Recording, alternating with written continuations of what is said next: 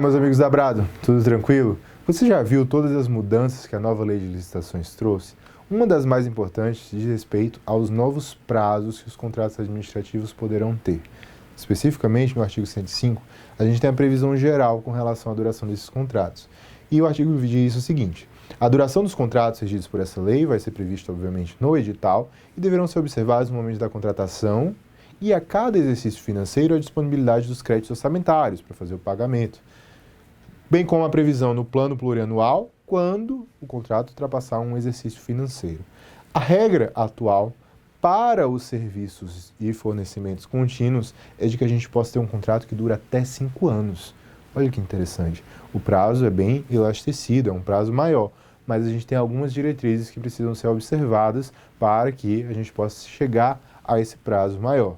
Os contratos de serviços e fornecimentos contínuos vão precisar observar o seguinte: primeiro, a autoridade competente do órgão ou entidade contratante vai ter que atestar a maior vantagem econômica vislumbrada em razão da contratação plurianual. Então, se você quer passar de um exercício financeiro naquele serviço contínuo, você vai dizer, olha, isso aqui vale realmente a pena por um ponto de vista econômico.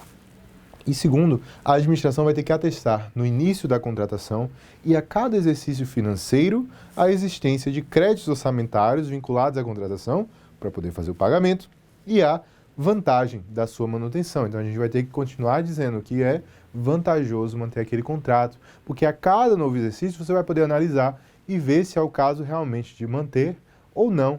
Porque um serviço contínuo é aquele que a necessidade é permanente, a gente sempre tem aquela necessidade e ela precisa ser suprida. Mas em alguns casos aquele contrato não precisa durar realmente os 5 anos que ele pode durar, porque ele pode deixar de ser vantajoso, por isso que a gente tem que analisar sempre. E a gente tem um procedimento legal que a gente pode seguir com relação a isso. Primeiro, a administração vai poder, se for o caso, extinguir o contrato sem ônus, ou ela pode seguir o contrato se for vantajoso, ou ela pode extinguir o contrato sem ônus quando não dispuser de créditos orçamentários para a continuidade, se não tem muito o que fazer, eu me extinguir, ou quando entender que o contrato não mais lhe oferece vantagem. Por isso que a gente vai analisar sempre, vai poder fazer essa comparação com relação a outras contratações. Se não oferece mais vantagem, a gente vai poder extinguir sem ônus e partir para uma nova contratação que seja realmente mais vantajosa.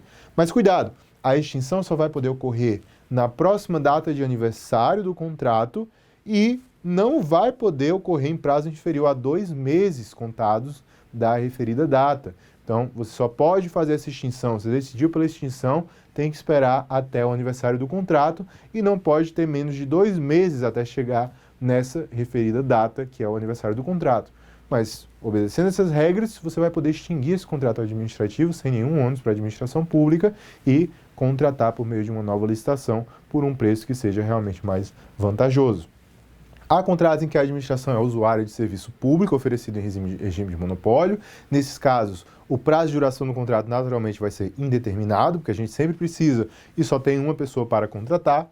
Há contratações que geram receita e no contrato de eficiência também é possível que haja uma geração de economia para a administração pública e nesses casos o prazo vai ser de 10 anos nos contratos em que não há investimento do contratado ou de 35 anos nos casos em que há investimento do contratado. Nos contratos previstos em lei especial, é possível que você tenha prazos próprios, como é o caso, por exemplo, do contrato de aluguel, que vai ter uma lei própria regendo os seus prazos.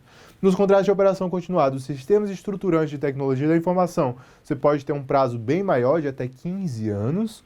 E nos contratos com fornecimento de prestação de serviço associado a um fornecimento e tem também uma prestação de serviço. Imagina, por exemplo, o caso da contratação para instalação e manutenção de elevadores. Então você instala, você fornece o elevador e vai mantendo aquela supervisão dele. Nesse caso, a vigência máxima vai ser definida pela soma do prazo para o fornecimento com a soma da entrega da obra ou do prazo relativo, o fornecimento inicial ou da obra, pode ser uma obra também nesse caso, né, se for necessário, ou com o prazo relativo ao serviço de operação e manutenção. Então você vai somar aquele fornecimento para instalar, se for o caso construir o que precisa para o elevador e no caso desse nosso exemplo, o prazo também para o serviço de manutenção e operação. Tá?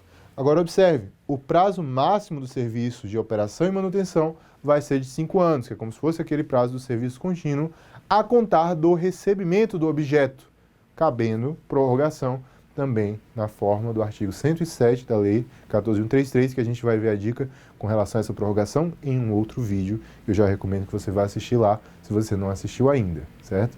Então, muito obrigado por essa dica, por ter participado aqui, e siga, curta, compartilhe, esteja conosco aqui na Abrado, que nós estamos aqui para tirar todas as suas dúvidas com relação à aplicação da nova lei de licitações. Até a próxima.